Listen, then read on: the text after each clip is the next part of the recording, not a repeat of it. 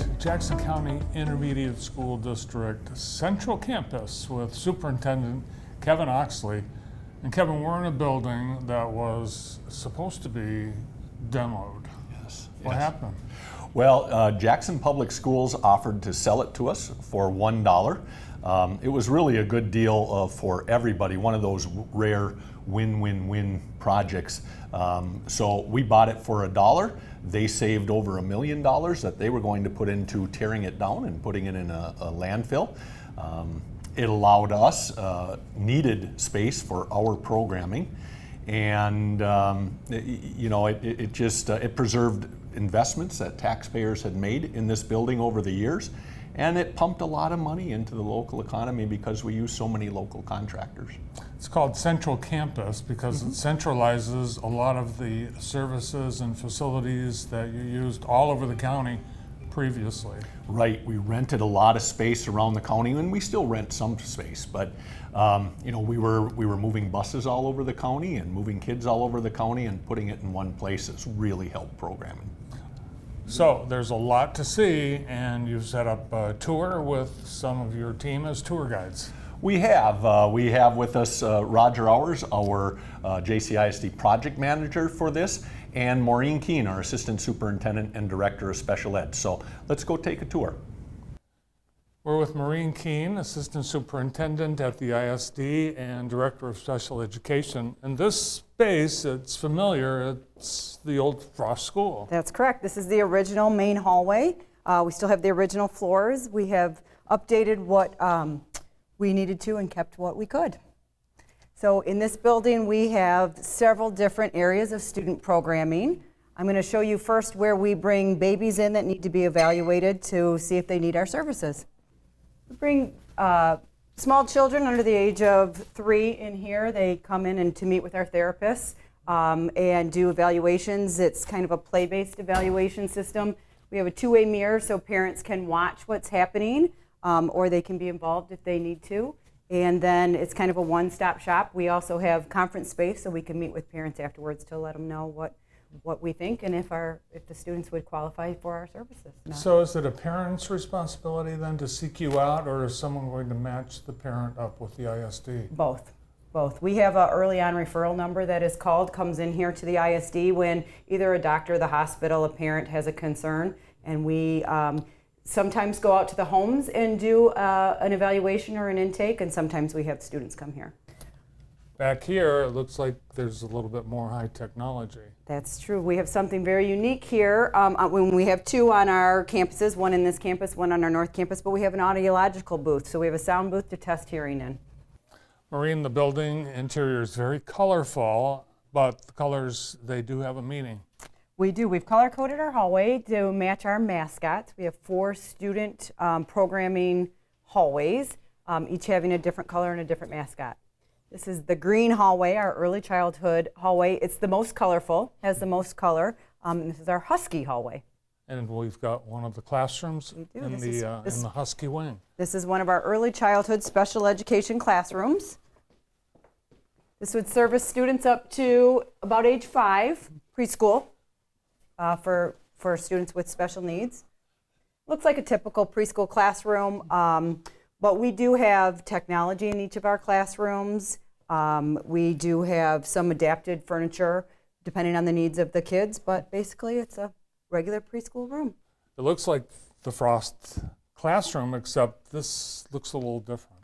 We put all new doorways in to make them more accessible for students if we had a student in a wheelchair or a student with a specific special need. Throughout this hallway, Maureen, you see a lot of the color, but there's some really neat features like no more lockers. You've got cubbies that have replaced the lockers. That's right. We took out the lockers and updated it, and we put in cubbies so that students could easily get to their coats. We put in places for them to put shoes or boots, be independent in hanging up their coats, put anything else they bring from home, and then we have storage for if they have personal care needs. Nice. Cuts down on the lost and found table. Absolutely. Maureen, something that is really awesome is the playground, and I guess it's playgrounds. Playgrounds. We have multiple playgrounds. This one is for geared towards our older students and really high motor equipment, things they can climb on and jump on. Over on the other side in the red is kind of our Ninja Warrior section where kids can be real active and climb and jump. Plus we have basketball hoops. We have turf in the middle, and there's kind of a walking path around that's delineated from a different color than in the middle. Well, no one is not going to want to go out on recess. That's true. That's true. We have a hard time getting our kids back in. Yeah. And this one, Marina, is completely different, but just as cool. We really try to design our playgrounds to be therapeutic as well. So we do have a lot of motor activities. We have a lot of sensory motor items out here. Plus, then they can just be typical kids and ride through the bike path.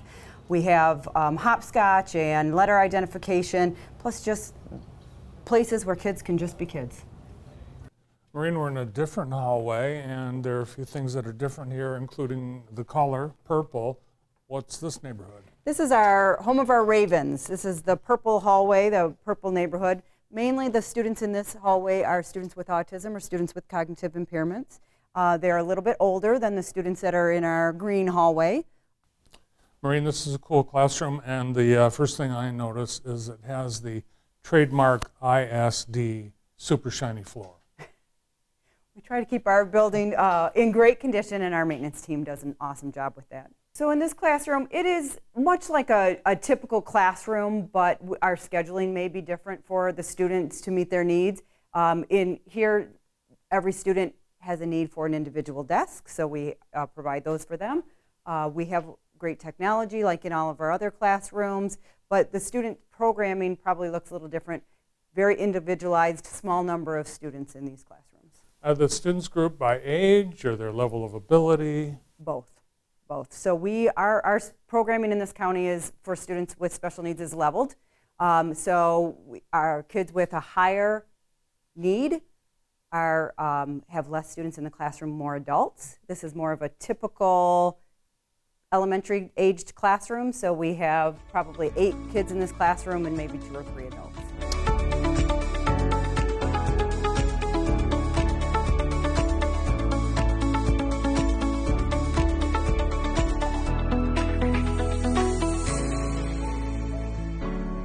We're in the Ravens hallway. Do the kids get into the mascots? They do. They have great ownership over the mascots, and they know which hallways and which students have which mascots. We have t-shirts made for the students, so they'll wear their mascots. We have stickers. We talk about it all the time. We group the students by them, and the students do interact with each other, but they know who's who. So in this hallway that we're going into is our red hallway. It's our Red Hawks. It's our program for students with emotional impairments, which is why we have the doors. So sometimes it's necessary that our students stay down in this hallway and stay alone. They have some unique emotional needs that might necessitate having them here with just their own programs. All right, let's check out the Red Hawk neighborhood.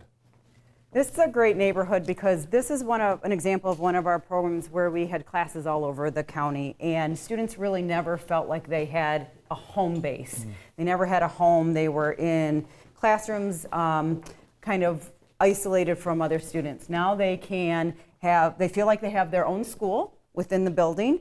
They're free to walk around, and they are not isolated from peers. They are accepted here. They really have ownership over our building. They have really come to love it.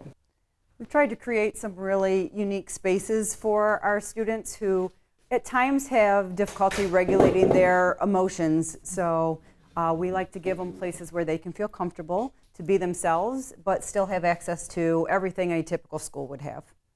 Yeah, there's so many different things and areas that provide, I would think, a lot of stimulation for the student throughout the day. Right, and we really try to create spaces that are academic and therapeutic at the same time, so it's a balance. So you're teaching them and they don't even know it. Sometimes that's very true. All of our students have individualized needs, unique needs. So we have wide hallways where they can run. Sometimes we'll see kids up and down the hallways in scooters or running races so that they can get some of that extra energy out or practice motor skills. In this hallway, we have private pods for our students if they have like an emotional need where they need to just be by themselves. So we allow them the space to go in and quiet down. They're dark, they're private, they're open so that they can just come and go as they need to. Maureen, we're going into another wing, and it's blue, and it looks like the Bulldogs. That's right, this is the home of the Bulldogs. This is our young adult program, students ages 18 to 26. And it has some unique features as well. I see a washer and dryer. Yeah, this program really focuses on independent living skills and transition skills into the community. So we have laundry facilities so students can practice doing laundry. We have showering capabilities here so they can come and take showers if they need to. We have a teaching kitchen that I'd like to show you. Maureen, you're not as old as I am, so you might not recognize this as a home ec kitchen. Same concept for sure. This is where we practice independent living skills. The students can learn to make simple meals so that they can be independent as they exit school. They also do jobs here, so they pack snack bags for our classrooms around the county and backpacks for weekend food for students that might need that. Maureen, the coolest thing about this room is the floor. Now, it looks like it might be a tile pattern from a flooring company, but these are actual 2x4s, 1 by 1 by 1 by 1 throughout the whole room. Yeah, it's a very unique feature that we tried to save because we thought it was pretty cool. This is a typical classroom for our older students, but you're right, this is the neatest floor that we have in the building, old 2x4s set on end. This is the old wood shop. So does the wood shop have a specific need here? It is one of our classrooms for our adult students, but different than a typical classroom, we don't always have desks. So our students are learning things like how to work in a home, how to take care of houses, how to relax and enjoy, and how to have hobbies. So that's why this looks different than a regular classroom. It looks more like a living room in a home. Roger Hours is the Director of Finance and Operations for the ISD, and it was up to you to figure out how to make this happen. Well, we had a lot of help. We work with Covell Group Architects and R.W. Mercer locally, and they involved an awful lot of local contractors. So we had a lot of help, but yes, I oversaw the total project for the ISD, and it was a lot of fun, but it was a lot of work over the past 2.5 years. Yeah, and as project manager, you're excited now because the last piece of this complex is about to open, and that's behind us. That's right. The school part of the building, the classrooms, opened in 2 phases. We started 1.5 years ago, and then this past school year, it was completely open for all the kids. But this back half of the building has professional development, we have a gymnasium, we have a new kitchen and a new cafeteria, as well as a new suite of classes for the community action agency that runs a Head Start program in space that we own here. And that's all just opening. We hope to get the certificate of occupancy and be ready to go later this week. Cool, so we're gonna get the first look. Come on in and let's go. Roger, as we tour, we can tell what's brand new, what's renew. This area looks brand new. This is completely new back here.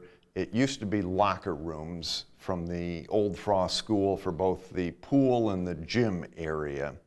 And we've redone it. This area right here that we're in will be used for professional development, and also, as Maureen and Kevin have explained earlier, the special ed staff, we have a big staff, and we have a lot of folks, occupational therapists, physical therapists, speech pathologists, psychologists, that they need to coordinate in a place to meet. And we've been lacking for some of that space.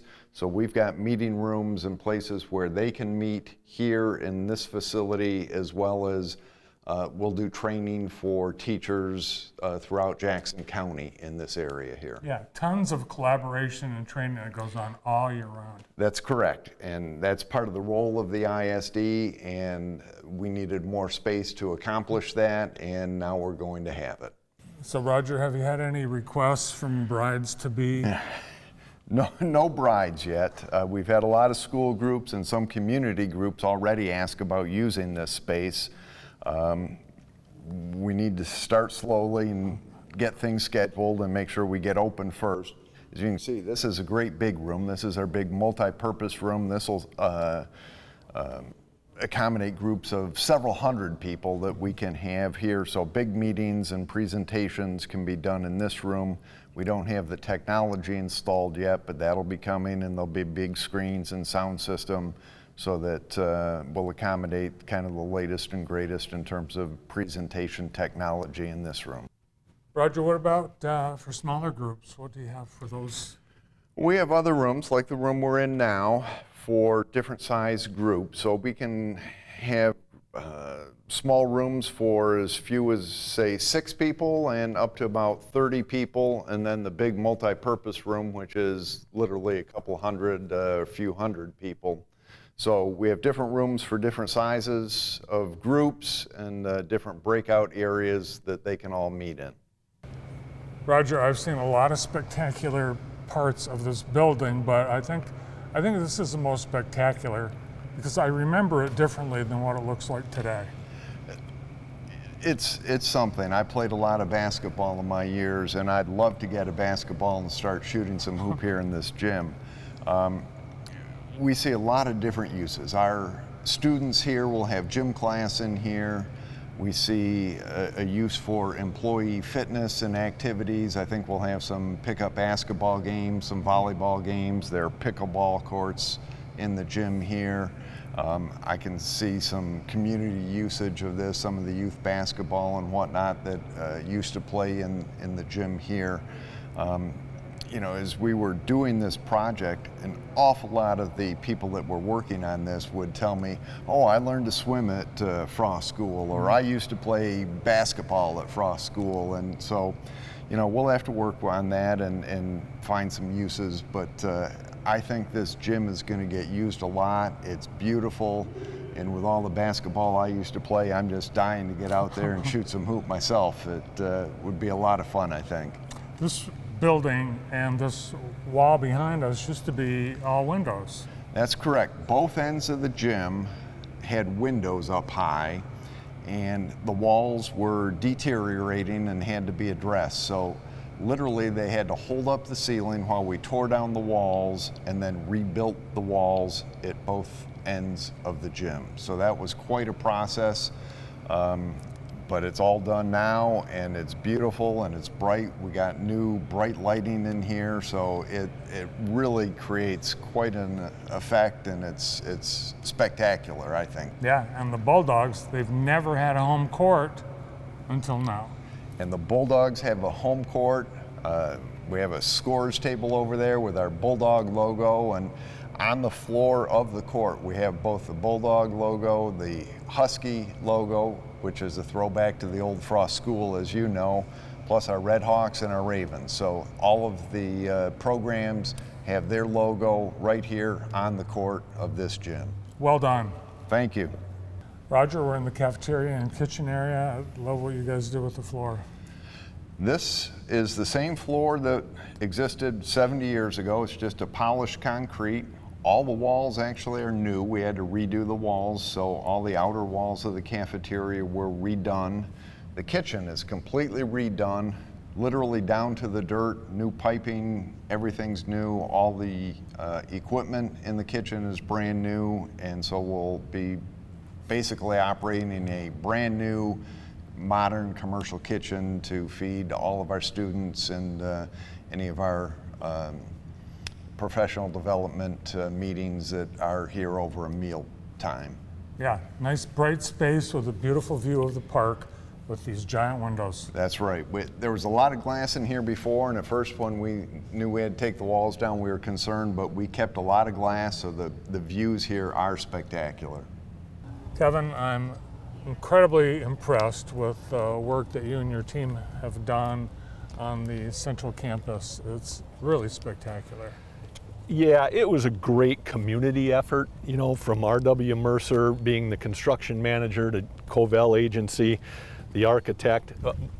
A vast majority of everybody who worked here is local, And many of them actually went to Frost School as elementary people. So that was really cool to hear their stories and their remembrances of being students at Frost Elementary. But, you know, it puts us right in the middle of the community, a community that has just been wonderful in terms of supporting special education kids over the years. And we're just really blessed to be able to, you know, to serve this community and serve those students. Yeah, you're in a perfect spot on the edge of the park, on the edge of a neighborhood, centrally located. It is another jewel of the community. And as a parent, I would be very grateful to the ISD for all the care, attention, and thought that went into everything that goes into the care of the children of this community. And it looks like you really haven't left a single stone unturned. Well, I'll tell you, our staff really try to, you know, become part of the family of the kids that we serve. And families are great. They're supportive of us. We try to do everything we can to be supportive of those kids.